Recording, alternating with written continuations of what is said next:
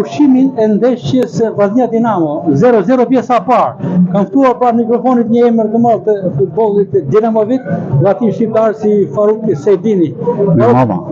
Nasi që jeni në Loro Boriçi së bashku me kolegët tuaj, Bashkim Delin, Çobanin me shok, një grup që udhtoni në të gjitha stadiumet për të ndjekur Dinamo. Një analizë për pjesën e parë. I drejt rezultati 0-0? Unë do të thoshe që pjesa parë me logjikën time, me çapa shumë, mundësia më e madhe ishte që ta fitonte Dinamo. Mbasi pati 2-3 mundësi se çononte gol. Ndoshta nuk ishte nga presioni, nga trishtia.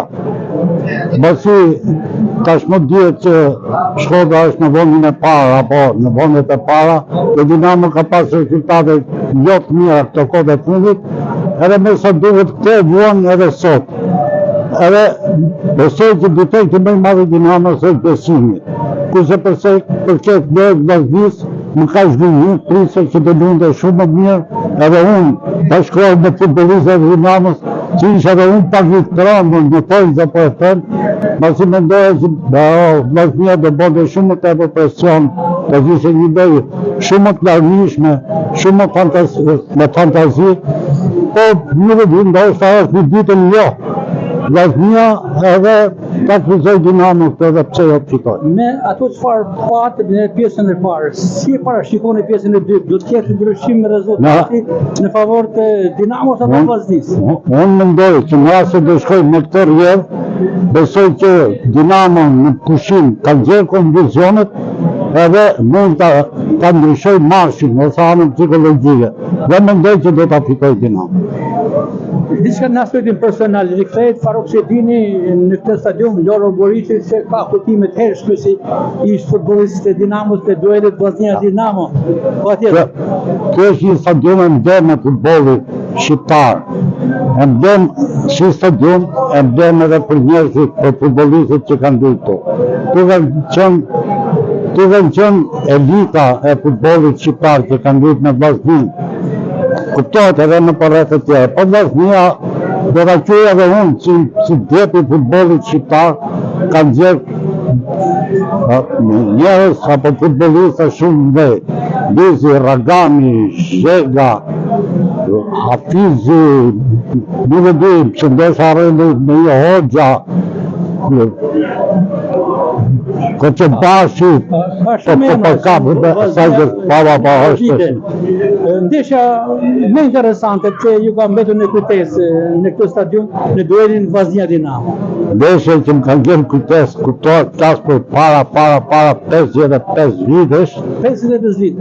Ndoshta edhe më shumë, kur Shega iku nga ne, nga Dinamo, se ishim me Dinamo, vim tu në Shkodër kishim ndeshje, e na rapi Shkodra 3-0, edhe panel në Shegës diku këtu në vojën tonë do të një rrugit, ishte një kasap, nuk harroj se kam qenë shumë njëri, ja varën panelën aty edhe njerëzit, edhe i bojnë një festë marë, që vujë për Shkodër në ishim mërzit, pa jam nga njëllë edhe nuk do harroj kur, nga mundi Shkodra 3-0.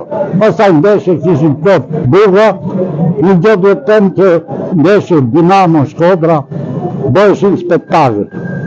Nuk do më s'kishte egërsi, kishte vetëm futboll bukur edhe që ndoshta vinte se të dy ekipet kishin bejtar me peshë, bejtar që donin e lunin futbollin bukur, edhe kështu që kjo pastaj jep edhe atë rezultanten për futboll bukur.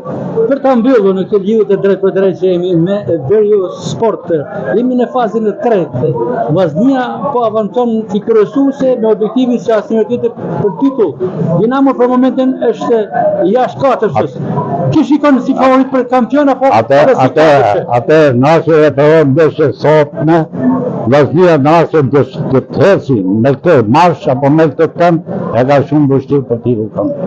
Me këtë që po paraqet edhe sot. Që shoh sot, sot mund të ketë një ndeshje të më të dobët që kam pa. Megjithatë pjesa e dytë mund të ketë pamje tjetër. Dinamon shikoni të Dinamon mendoj që do hyjë katër. Në sforcë pak po do. Por kemi edhe dy ballafaqime të tjera për postaj për Kupën e Shqipërisë. I kemi po. Ne kapim hap Basapit, kaloj tjetër pastaj shohim me tjetër. Faruk Setini, faleminderit për të qenë me një emblem futbollit Faleminderit. Dinamovit të ekipit kombëtar dhe se bëhet shqiptar në përgjithësi. Faleminderit. Një mik i Shkodrës. Faleminderit.